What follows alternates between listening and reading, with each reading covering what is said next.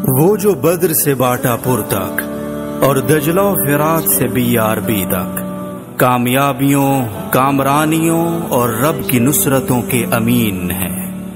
BRB کے کنارے دفن ان مقدس سینوں کے نام جو دشمن کے ٹینکوں کا قبرستان بن گئے، قوم کے ان سپوتوں کے نام جن کے ایمانی سینے آج بھی دشمن کے آگے صفر بنے ہوئے ہیں، انہیں وطن کی ہوائیں سلام کہتی ہیں۔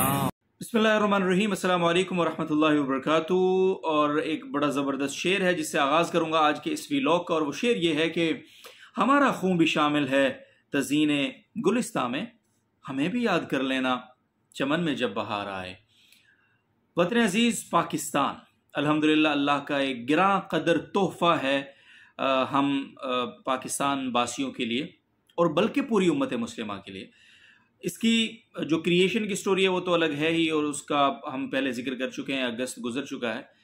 6 ستمبر یوم دفاع پاکستان بہت اہم دن ہے پاکستان کی تاریخ میں، اور 6 ستمبر 1965 خاص طور پر 1965 کی جو جنگ لڑی گئی تھی وہ یعنی ایک ایسا سنہری باب ہے پاکستان کی تاریخ کا کہ جس کو فراموش نہیں کیا جا سکتا، اور ایسے دن میں ان ہیروز کو فراموش کرنا بھی بہت احسان فراموشی ہوگی کہ جنہوں نے ہمیں بزبان حال کہا تھا ہمیں بھی یاد کر لینا چمن میں جب بہار آئے۔ تو ہم نے اس موقع پر سوچا کہ کیوں نہ اپنے ناظرین کے ساتھ ہم شیئر کریں 6 ستمبر کی وہ یادیں، انہی مورچوں سے، انہی جگہوں سے کہ جہاں یہ 6 ستمبر کا محاذ لڑا گیا تھا، جہاں یہ 6 ستمبر کا محاذ قدرت نے سجایا تھا۔ وہ 2 مقامات ہم آپ کو دکھائیں گے۔ ایک وہ مقام جہاں پہ میجر عزیز بھٹی شہید نے مورچہ سنبھالے رکھا، اور وہ ہے BRB نہر کا مقام، اور وہیں انہوں نے جام شہادت نوش کیا، سیالکوٹ کے قریب یہ جگہ ہے۔ اور اسی طرح سے دوسرا مقام جو بہت اہم مقام ہے، جہاں دوسری جنگ عظیم کے بعد ٹینکوں کی سب سے بڑی لڑائی لڑی گئی تھی، یعنی کہ 600 ٹینکوں سے بھارت نے حملہ کیا تھا، اور ہمارے پاکستان کے ان عظیم جوانوں نے، اس قوم کے ان عظیم دلیر بیٹوں نے، بھائیوں نے، سپوتوں نے اپنی جان کا نذرانہ کیسے پیش کیا تھا؟ اپنے سینوں پہ بم باندھ کر ٹینکوں کے سامنے لیٹ گئے تھے، اور وہاں چونڈا کا وہ مقام ہے، اور اس مقام کو بھارتی ٹینکوں کا قبرستان بھی کہا جاتا ہے۔ تو وہاں کی آپ کو ہم براہ راست زیارت کروائیں گے۔ اس چونڈا کے مقام پر 212 پاکستان کے عظیم نوجوانوں کی قبریں موجود ہیں، اور ان مقبروں پر آپ کو لے کر جائیں گے، اور BRB نہر کا بھی ایک وزٹ آپ کو کروائیں گے۔ تو اس ویلاگ میں آپ ہمارے ساتھ رہیے گا۔ میں گیا تھا تو آپ کے لیے ویڈیو بنا کر لایا۔ اے راہ حق کے شہیدوں وفا میں جو اس وقت نہر آپ دیکھ رہے ہیں، اور اس کا شور بھی آپ کو یقیناً سنائی دے رہا ہوگا، یہ BRB نہر ہے جو کہ 6 ستمبر کا ایک بہت ہی حسین عنوان ہے۔ اور میجر عزیز بھٹی شہید رحمۃ اللہ علیہ وہ تقریباً 5 دن اپنی مختصر سی بٹالین کے ساتھ اس جگہ انہوں نے دفاع کو مضبوط رکھا تھا، اور یہاں وہ انہوں نے بھارتی فوج کو ہزیمت سے، شکست سے دوچار کیا، اور یہیں پر پھر ایک گولہ جو بھارت کی طرف سے برسائے جا رہے تھے گولے، ان میں سے گولہ آ کر ان کو لگا، اور جام شہادت انہوں نے یہیں پہ نوش کیا تھا۔ تو یہی وہ BRB نہر ہے جو 6 ستمبر کی تاریخ میں ایک بہت ہی حسین باب ہے۔ تو آئیے آپ کو دکھاتے ہیں۔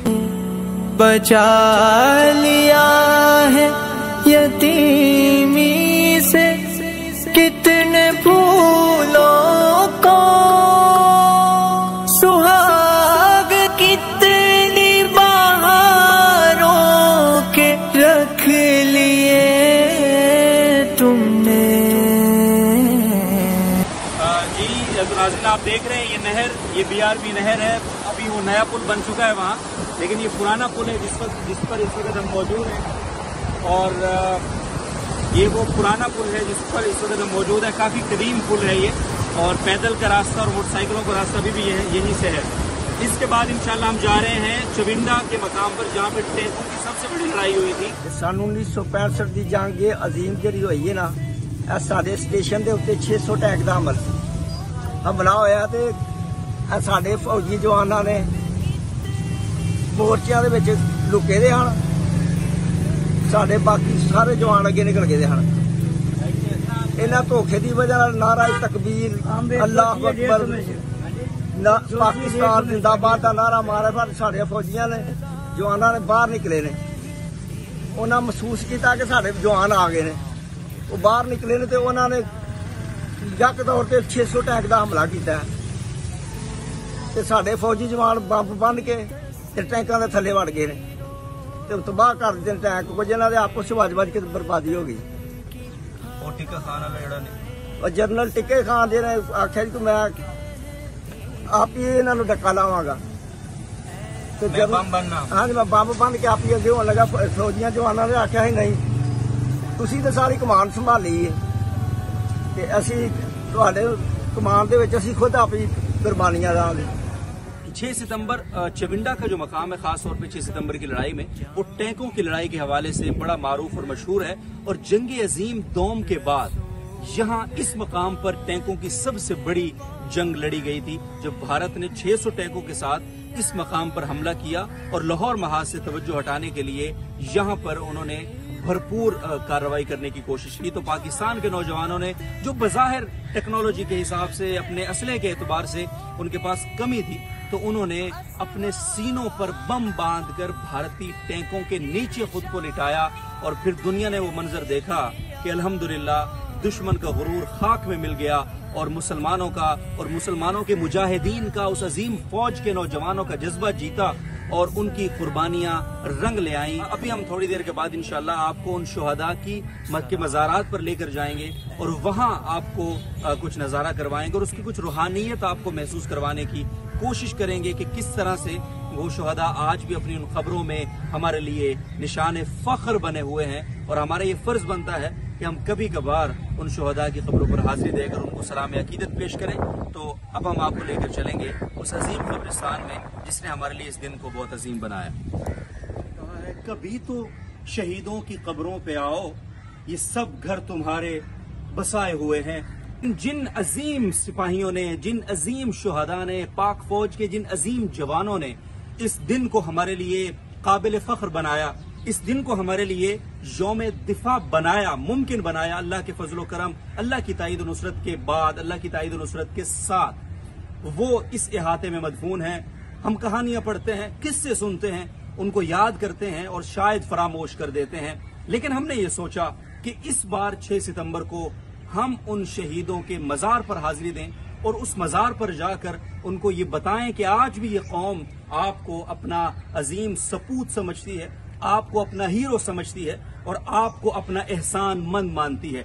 और ये मकबरा नहीं है, ये दरअसल जिंदगियां हैं और ये जिंदगियां हैं इस मुल्क की, इस ममलिकत के लोगों की। इसलिए तो मैंने शुरू में शेर पढ़ा कि कभी तो शहीदों की कब्रों पे आओ कि वो घर तुम्हारे बसाए हुए हैं।